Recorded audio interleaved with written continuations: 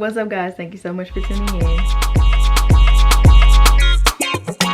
So for today's video, it'll be 8 things that I wish I knew about postpartum, or just things they don't talk about enough or don't stress enough during pregnancy about postpartum, because my baby's waking up.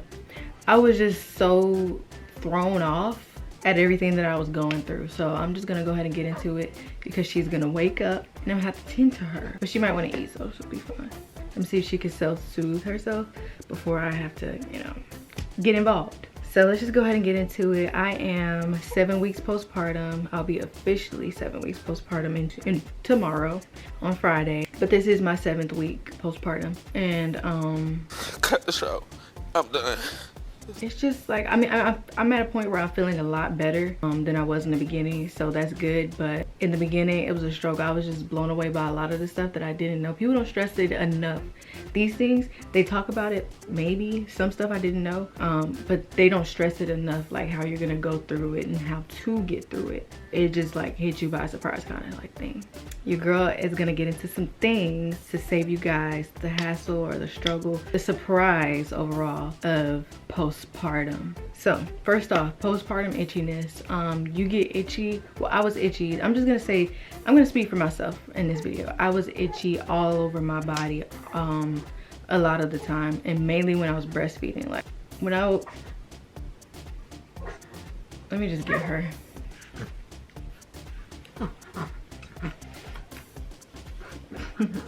Yeah, when I was first breastfeeding, like I was itchy so bad. Like I would itch all over me and I would just be uncomfortable, number one, from the pain of breastfeeding. Like the initial pain of initially breastfeeding. That was the number one thing. And then just the itching, like it's not like, it's like a really bad itch, but it's like all over. You think like, you feel like bugs are crawling all over you. It's really bad, especially on your scalp. Like, so postpartum itchiness is number one. And then the perineal tear recovery. And that's just if you tear during your delivery. I can't say this, I can't speak on the clitoral tear or tearing down like to your actual rectum.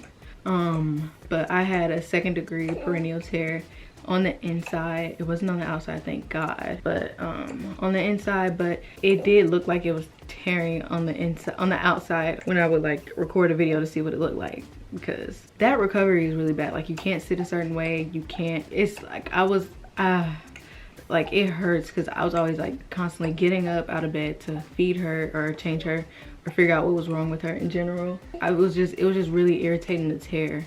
There's things that you could do, like there's videos that you can look up, I guess, but just be prepared. If you tear, you're gonna be in recovery. Like you literally can't get out of bed for about 2 to 3 weeks.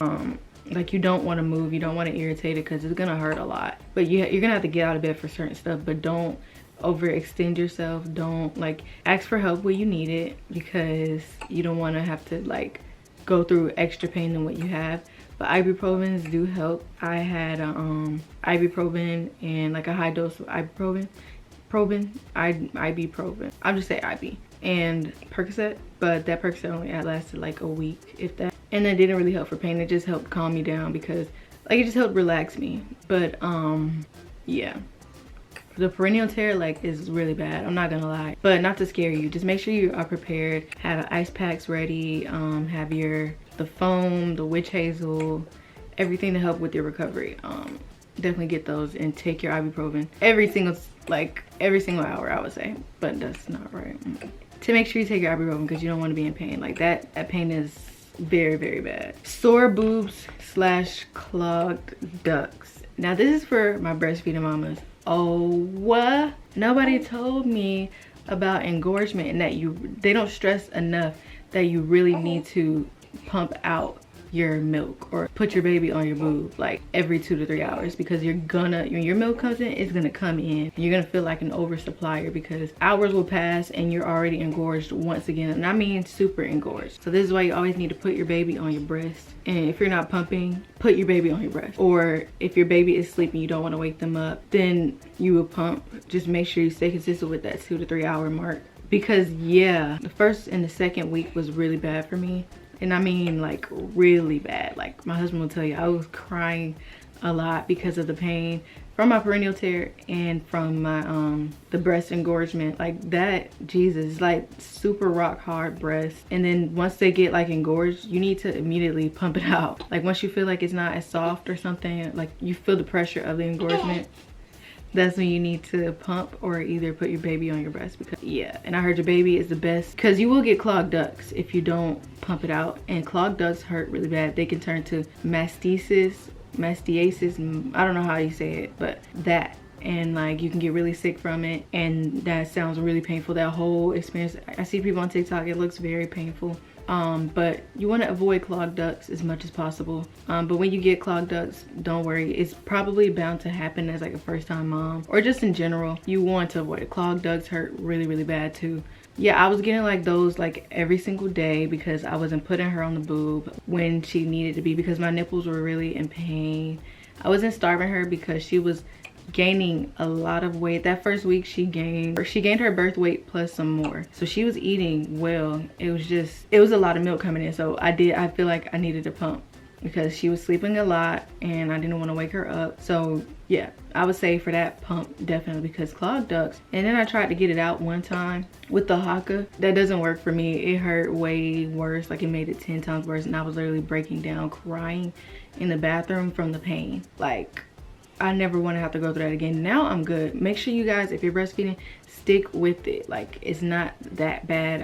I'm telling you, expressing how I felt about it, but don't let this scare you. Trust me, it's not like but I'm not trying. Yeah, take this from someone that had to get the epidural. I had to get the epidural, but this, I'm telling you, is, you can stick it in if it's something that you really want to do for your baby. There's no shame. Are you done? There's no shame to formula fed babies. I'm just saying what worked for me, what I really wanted to do. I know breastfeeding is something that I really wanted to do. Like before I even got pregnant, before I was even thinking about a baby, I know I always wanted to breastfeed my kids. So just stick with it. Number 4 would be cluster feeding. She cluster fed the first week. By the end of the first week, beginning of the second. And that's just when they're on and off of your boob all the time. They always want to eat. Like every 20 minutes, every 30 minutes, or they just feed for a very long time and don't want to hop off. That's cluster feeding. No one told you about that. Hers lasted for 3 hours. She was feeding for me for 3 hours, so I was handicapped for 3 hours. It wasn't too bad. I was chilling. I was watching Shameless. My whole postpartum, I was watching Shameless, and it's just good to have a show that you can watch, that you can binge, because it'll help. I don't know, it helped me. So yeah, beware of cluster feeding. It's okay. It's just your baby getting ready to have a growth spurt, and they're preparing your supply to produce more milk for them in their growth spurt. And it's not that bad. It's not anything to be afraid of, but I just didn't know about it. I was like, is this normal? Should I take her off? Because it's like, you're not supposed to overfeed your child. But breastfed babies, they eat until they're full, and there's really nothing that you can do about that. They're getting what their body needs and how much their body needs, so just trust the process. Then number 5, musty. The must of postpartum, and it's even more so when you're breastfeeding. Like, oh my god, I still get musty now, like very musty. I use men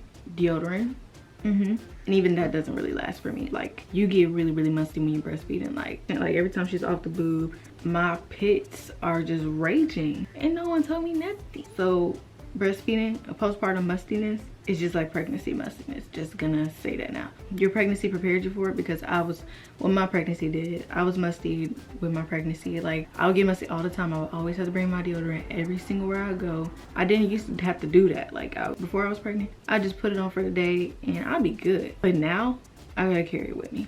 So just prepare. Like, when you're breastfeeding, after a session, sometimes you get like extremely musty, like very manly musty, and you need to throw on some deodorant. So I use Old Spice. I think I need something stronger, but it's aluminum free, dye free. It's really good and it smells amazing. So number 6 is Mommy Feral. That's just what I named it, but I was very in mama bear mode. Still am. I don't know when I'll be over that. I just get very, like, I'm very attached to my baby girl. Like, I love her so much. She is the light of my life, my whole world, honestly. Like, you don't prepare yourself. You can't really prepare for the love that you're gonna have for your child. I'm just kidding. But I love this girl so much. I never thought I would love anyone as much as I love, or as strong as I love this little angel that I created. Well, God created and gave it to me. But she has my blood running through her, and she's just like such a sweetheart, and she's just so beautiful, and just, oh my God, everything I could ever dream of. I've dreamt of her. Like before I got pregnant, I dreamed of a baby girl, and she looked just like her, but an older, slightly older version. And she's just like, oh my goodness, she's just so innocent and pure. Yes, she was. Like, I don't know what I would do without her. Like, she literally saved my life. Odor run, come on. Oh my goodness. Trying to get her to burp. My camera's like dirty. But yeah, so you don't want anyone like touching your baby. You don't want anyone saying my baby. Like certain words would just trigger me, and everything. Like I was just so, like in the beginning, especially in the beginning, like I would just cry whenever after someone got done holding her or they would leave. Like even my mom, like I would just, it doesn't matter who it is, anybody except for my husband, anybody that held her, regardless if they were family, I would just get so, not possessive, but I would feel so like, I don't know, protective. And I know she was in good hands. I was like, nobody can treat her like I treat her. No one can. I don't know, I can't explain it, but you just get so protective over your baby. And I wasn't expecting that. Like before, I was like, I'm gonna just have my mama watch her when it's time for me to go somewhere. I had milk saved up, but like now I just don't want to leave her side. I can't leave her side. I can't, like, and it's just crazy because like I couldn't imagine having to take her to daycare. I applaud the women that are able to do that. I just can't. She's my little angel. I can't do it. You don't want people kissing your baby or anything just because of RSV. Like she's a newborn, like so pure, so innocent. Don't know anything. I don't know. You just can't. I don't know. I don't want anybody kissing her. Even when someone would hold her for a long period of time, I would just get so sad. Like I would miss her so much, and I still am at that phase. Like me and my husband would go to the grocery store once. I think we did. We went to go pick up some food. And my mom and my dad was watching her, and I missed her so much. Like I know she's in good hands, but I miss her so much. Like it's crazy. So attached to my angel. Number 7 is you have to eat very healthy while you're breastfeeding. Like no one told me that. Like certain stuff would give them gas, and you don't want them to have gas, and they would get like colic and all kinds of stuff. Like no one told me about colic. I would see like some stuff on the internet, but I never really truly knew what it was. And it's just your baby, I think it's just your baby getting like irritated with like having stomach issues, digestion problems, like, you know, being very gassy, or just crying all night just because. I think it's just them being uncomfortable some way. She didn't take a dump, I think the first full week or like a couple days, and I was just getting so nervous. Like no one tells you that it's okay for them not to have a bowel movement for a couple days, but like a week or two, then that's when it's an issue, I think. But back to the whole colicky thing, or just like watching what you eat. Like you can't have chocolate, you can't have like a lot of caffeine, which I was drinking a lot of ginger ales and Sprites, so I didn't know that it was making her really gassy. You can't have broccoli. It's just a whole list of stuff that you can like look into, what you can eat and what you can't. You can't have dairy. So I've just been watching all of that. You just, like, pregnancy doesn't change. Like some stuff that I've dealt with in pregnancy just doesn't change. You can't drink, you can't smoke. You just have to watch everything and look at labels to make sure that it's safe for breastfeeding women. And always talk to your doctor or the pediatrician about everything. So that's that. And then the last thing, number 8, is postpartum Lochia or Lochia, something like that. Also, you have to take your prenatals for when you're breastfeeding. Make sure you take your prenatals because you get extra vitamins that the baby get, and yeah, along with their probiotics in your breast milk, you're great. But yeah, postpartum Lochia, I'm just gonna say Lochia. No one told me about that. It's basically, good job. It's basically the amniotic fluid that was in your belly when you were pregnant still comes out of you up until 6 weeks. And it has an odor to it. Like it has an odor. Like no one talked about it. It's in your discharge. It's still the blood, the amniotic fluid still coming out of you. I had no idea about that. And I was like, why do I smell like a burger shack? Like, And I would shower all the time, every single day. It's still coming out of you. I didn't know. I had to do my own research, and it was like, it's called Lochia. I was like, okay, so now I know. And yeah, it's totally normal. It should last up to 6 to 7 weeks, but nothing longer than that. If it's longer than that, then talk to your OB. But yeah, actually, I thought I was gonna put that on with sore boobs. I only talked about clogged ducts and engorgement, but back to the sore boobs things. Your nipples. Make sure you have a nipple butter, please, or nipple cream if you're breastfeeding, and breast pads, because your boobs are gonna leak all the time, and it's gonna stress you out that first week of learning how to breastfeed as a first-time mom. With your leaky boobs, and like they get like, oh my god, I didn't know, like my boobs are just gonna leak for no reason. Or like even when I'm emotional, like sometimes when I get super emotional, my boobs will just start squirting through my shirt. And yeah, so you need nipple pads for sure, and nipple butter, because my nipples were so sore, like oh my god, they were so sore. And I thought like coconut oil would help. I would put that on there, and I would put like some type of butter on there, like not butter but just coconut oil mainly. Don't do it. Just get you a nipple butter. Like you think that you can go a different route or a cheaper route, just get nipple butter, please. Trust me, you are going to need it. I also got a lactation massager. It works for the clogged ducts.